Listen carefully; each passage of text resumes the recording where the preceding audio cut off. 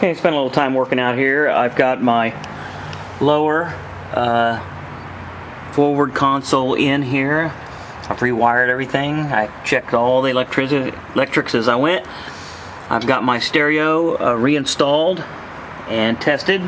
So the front speakers work. The rear speakers have yet to be installed. But the switches work. All the lights work. I've gone ahead and put a nice little piece of carpeting and up inside of here. Nice and cool. So everything fits pretty well so far.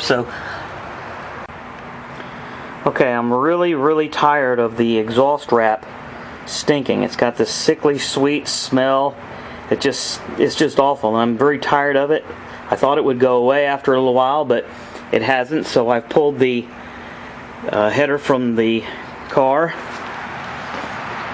and I've taken it to a ceramic coater. And so this was $175 worth of ceramic coating. This is supposed to be way better than the exhaust wrap. It's supposed to keep the heat out of the pipe instead of keeping the heat in the pipe like the exhaust wrap.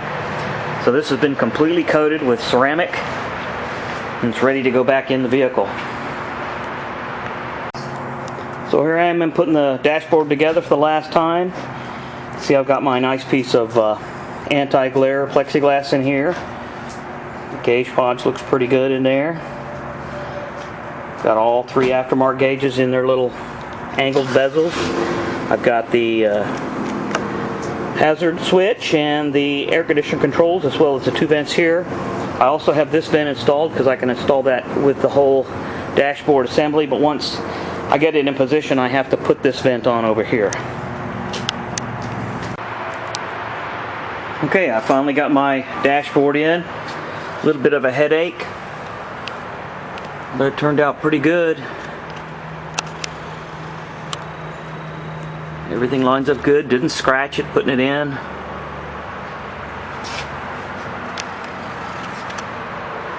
Got my little binnacle here on this.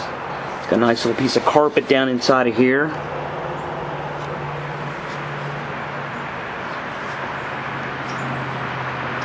Gone ahead and put in the main console piece here. That was some fiddling. I got it in. A few more things to do here on top and about have it ready.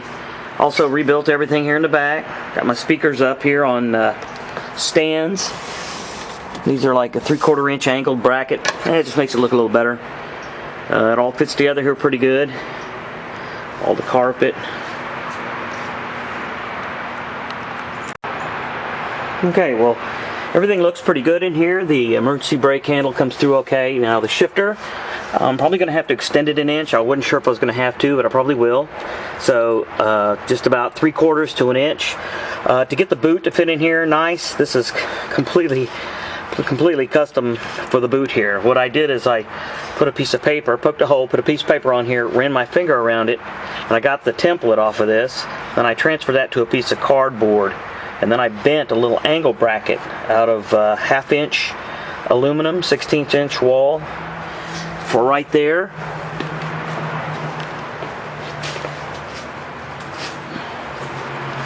Here it is right here.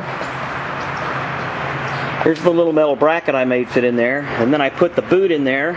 I pushed the boot around.